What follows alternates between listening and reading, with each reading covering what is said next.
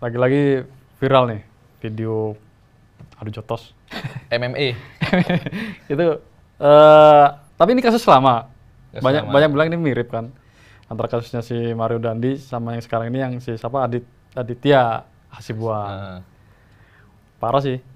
Desember 2022. Justru ini sebelum lebih awal makanya.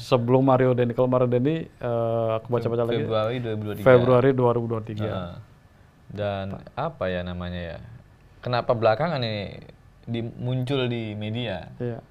Apa karena cukup jauh dari ibu kota atau gimana nih? Salah satunya jauh, yang kemudian yang kedua adalah ternyata ini keluarga orang pengaruh juga gitu.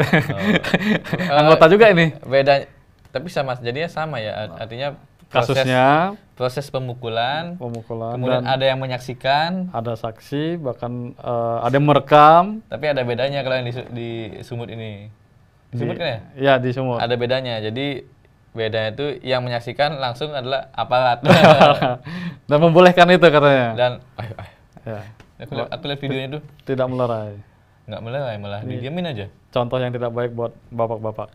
Jangan diikuti lah bapak-bapak satu ini ya. Walaupun dia punya kekuasaan ya. Tapi Iya, jabatannya lumayan tinggi. Pak Akhirudin Hasibuan. Ya, kompol ya. Dan akhirnya dipecat. Kedua-duanya ya beliau di non-job, si anak juga sama anak jadinya tersangka, dan ini bukan masalah kekuatan netizen sih, tapi bisa dibilang ada perubahan perubahan tren, pelaporan masyarakat itu bukan lagi langsung mengadu ke kepolisian gitu. Tapi dikembangkan dulu di sosial media. Setelah berkembang, setelah banyak tekanan dari sosial media, tekanan publik, Banyak yang nge-tweet Pak Sigit gitu kan. iya ngetek Pak Sigit di Instagram, di Twitter. baru ditindaklanjuti. Tapi ini baik nggak sih sebenarnya untuk penegakan hukum di Indonesia, Bli? Kalau untuk penegakan hukum ya pastinya ini ada bagus ya pengaduan ya. Bahkan semua instansi itu sekarang juga pengaduan bukan hanya dia yang datang ke kantor langsung gitu kan. Tapi juga namanya juga sistem online ya kan. Satu itu. Cuman memang yang perlu didalami dari beberapa kasus pelaporan online gitu kan, ataupun akun anonim gitu, ya harus benar-benar apakah itu kronologisnya sesuai fakta. Nah, permasalahannya adalah itu tadi, viralnya video seperti ini bisa jadi karena tidak ada pelaporan udah ada pelaporan gitu kan, tapi tidak sampai diurus karena mungkin orang dalam kan gitu. Oh, ada orang dalam. Ada orang dalam, sama-sama orang dalam nih bisa jadi kan.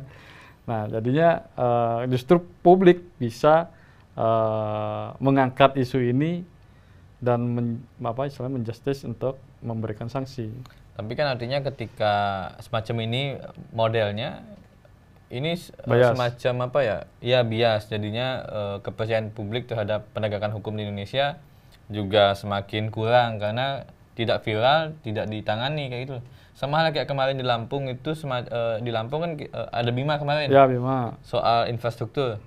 Kalau Pasca protes dari Bima kemudian diviralkan oleh sosial media, netizen, akhirnya pemerintah Lampung nggak cepat. Kemudian beredarlah baliho-baliho dari Pemprov pembangunan akan segera dibangun infrastruktur jalan dan sebagainya. ya itu tadi masalah ini kan kritik yang ada di media online gitu kan, platform media ini tuh pernah juga aku angkat tentang masalah petisi online. Mungkin secara langsung kita sudah nggak bisa nih gitu kan, tapi dengan dukungan masyarakat yang memang dia care, yang dia juga peduli tapi tidak bisa ikutan untuk turun jalan, itu bisa ikutan petisi dan mengisi petisi, kemudian si pemangku kebijakan ini akan melihat secara arif dan bijaksana baru diurus nih gitu. Artinya urgensinya itu kayaknya sih nggak terlalu mempengaruhi kepercayaan publik lah ya soal ini. Ya. Tapi, bahkan memudahkan. Bahkan emang ada istilahnya sebenarnya participatory policy. Jadi kebijakan yang berdasarkan partisipasi masyarakat. Dengan apa? Itu tadi bisa jadi mereka karena ikut adanya platform media. Contoh kayak waktu yang petisi online tuh tahun 2019 akhir atau 2020 awal, 19 akhir kalau nggak salah, yang kasusnya staf sus milenial yang dia semena-mena apa bahasanya kalau Melebihi kewenangan. decision itu Iya. makernya itu dia ya melakukan semena-mena dengan dia fungsinya sebagai stafsus, tapi seolah-olah dia yang bisa Mengirimkan menggunakan surat jabatan. dengan Itu kan prop, sempat viral ya. tuh akhirnya kan. Sempat. Viral, tidak digubris oleh istana atau seperti apa, akhirnya ada desakan petisi online untuk suruh mundur gitu. Ada lagi nih, ini mungkin presiden jelek juga nih. Kemarin sempat viral juga. Ada aparat TNI Oh ya. nendang motor, Masih pakai seragam tuh ya? masih pakai seragam, 2 kali ditendang. Iya. Nah, Ke ibu-ibu. itu setelah viral baru minta maaf. Minta maaf. Bahkan Nah. Pak Panglima pun minta maaf. Itu Iya, kan iya. juga setelah viral baru ditindaklanjuti itu. Betul. Ya itu tadi ada bagusnya nih viral ini supaya apa ya, itu tadi tidak kita bisa jadi benar-benar apa ya, mungkin orang nggak akan pernah melihat menjadi saksi itu kan, kadang ada yang berani ada yang enggak gitu kan. Iya. Tapi dengan adanya tambahan berupa potongan video dan juga adanya yang beredar ini menguatkan gitu loh. Bisa jadi ibu-ibu itu tidak punya daya untuk melaporkan, akhirnya kan nggak pernah tahu nih. Netizen yang di belakangnya yang memvideokan Nah, lah yang jadi melaporkan. heroik. Betul Tapi sekali. ada juga yang beberapa kasus bukannya sibuk nolongin tapi sibuk Sibuk merekam. Iya, karena kan kekuatan netizen kan. Netizen. Jurnalisme warga. Jurnalisme warga. Tapi emang ini tren ya, tren Iya, dengan adanya kekuatan online digital ini.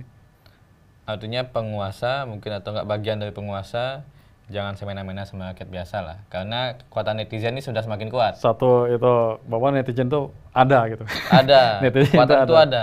Netizen tuh ada. Kekuatan masyarakat kecil hanya dengan kuota atau nggak wifi gratis, Yes. dengan gadget sudah bisa membuat viral dan dan memojokkan kayak Mario Dandi, Iya. Rafael Alun, kemudian yang di Sumatera Utara tadi, kemudian ada yang TNI juga. Itu dibawa ke ranah-ranah yang mungkin mereka tidak sangka sebelumnya. Betul. Dan itu juga cerminan buat kita juga sih sebetulnya, bahwa hati-hati atau harus bijak lagi untuk menggunakan media seperti ini. Bikin kontennya juga harus Kita juga harus iya, jaga omongan betul. nih. Jangan sampai dipotong. betul. TikTok, ramai. Ya, kita Potongan-potongan jadinya viral yang kemudian klarifikasi minta maaf. klarifikasi. Tapi mungkin juga belajar dari kasus kayak Bima, kalau memang kritik aja. Jangan yang belok-belok. Jangan Bahasanya. nyebut yang aneh-aneh. Jujur aneh-aneh, ikuti etika bermedsos gitu kan, dan Iya. apa substansi kritiknya sampaikan, kita tetap dukung kok. Kalau cuman cari sensasional, ya mending ikut stand up comedy. Mungkin itu, silakan teman-teman kirim komentarnya di kolom di bawah.